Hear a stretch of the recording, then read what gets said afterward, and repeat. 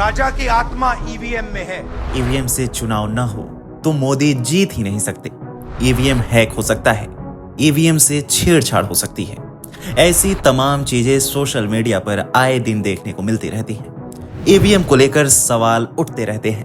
EVM को लेकर भाजपा, चुनाव आयोग और मोदी सरकार पर सवाल उठाए जाते रहे हैं। लेकिन क्या आप जानते हैं कि ईवीएम को लेकर दलितों की क्या राय है? बीएसपी सुप्रीमो मायावती ने ईवीएम को लेकर क्या क्या कहा है, इन सारे सवालों के जवाब आपको बताएंगे।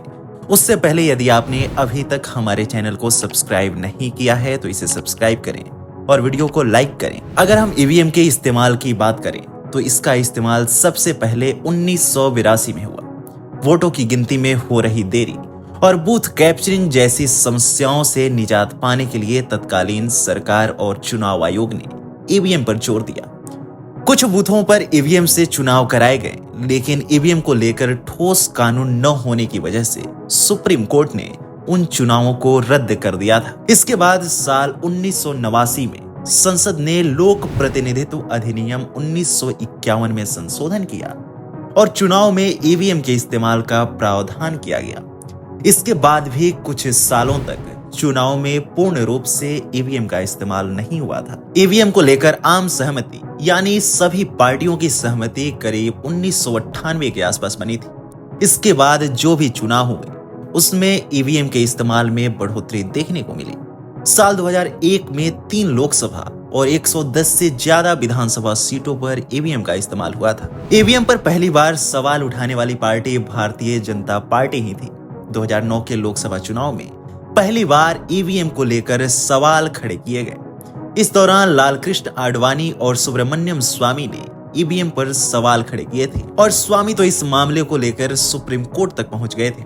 इसके बाद ही सुप्रीम कोर्ट के आदेश पर वीवीपैट के उपयोग को मंजूरी मिली थी। इसके बाद 2014 में भाजपा सत्ता में आई, लेकिन 2017 में 13 राजनीतिक पार्टियां ईवीएम पर सवाल उठाते हुए चुनाव आयोग पहुंच गई और उसके बाद से अभी तक ईवीएम पर लगातार सवाल उठाए जाते रहे हैं। ऐसे आरोप लगाए जाते हैं कि ईवीएम को हैक किया जा सकता है, जिस पर चुनाव आयोग ने कई बार इसके लिए ओपन सेशन भी रखा है कि जिन्हें भी लगता है कि ईवीएम हैक हो सकता है वे आएं और इसे हैक करके दिखाएं। लेकिन किसी भी राजनीतिक पार्टी के किसी भी नेता ने इसमें दिलचस्पी नहीं ली और वे सिर्फ और सिर्फ सवाल ही उठाते रहे। यहाँ तक कि कई राज्यों में विपक्षी पार्टियों ने भी इसी ईवीएम से हुए चुनाव में बेहतरीन जीत हासिल की है। इसके बाद भी सवाल ज्यों के त्यों बने हुए हैं। हालांकि कई बार ईवीएम में गड़बड़ियां देखने को मिली हैं। हाल ही में ट्रायल के दौरान केरल के एक बूथ पर ईवीएम में गड़बड़ी देखने को मिली थी, जिस पर सुप्रीम कोर्ट ने चुनाव आयोग से रिपोर्ट मांगी थी। आपको बता दें कि बीएसपी की अध्यक्ष और उत्तर प्रदेश की पूर्व मुख्यमंत्री मायावती भी कई बार ईवीएम का विरोध कर चुकी हैं। साल 2022 में उत्तर प्रदेश के चुनावी नतीजे के तुरंत बाद ही मायावती ने ईवीएम की भूमिका पर सवाल उठाए थे। वहीं पिछले साल उन्होंने मुख्य निर्वाचन आयुक्त से मत पत्र से चुनाव कराए जाने हेतु पुरजोर मांग करते हुए कहा था कि देश में ईवीएम के जरिए चुनाव को लेकर यहाँ की जनता में किस्म किस्म की आशंकाएं व्याप्त हैं और उन्हें खत्म करने के लिए यही बेहतर होगा कि अब यहाँ आगे के सभी छोटे बड़े चुनाव मतपत्रों से ही कराए जाएं।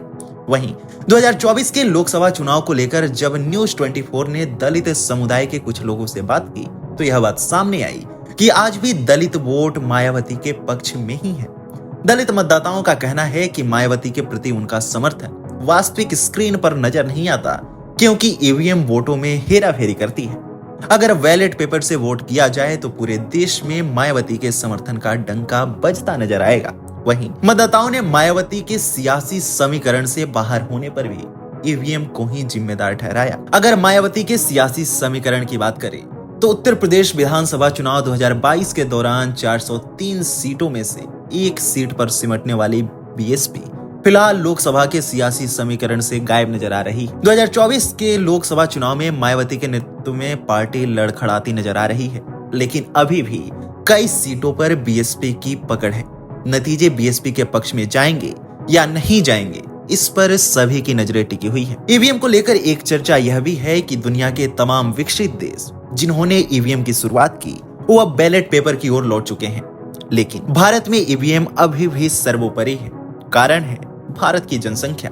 हालांकि ईवीएम को लेकर चीजें क्या है यह कितना सही और कितना गलत है, इस पर टिप्पणी नहीं की जा सकती। सुप्रीम कोर्ट ने भी इसे लेकर कुछ सख्त रुख नहीं अपनाया था। आप ईवीएम को लेकर क्या सोचते हैं, हमें कमेंट सेक्शन में जरूर बताएं।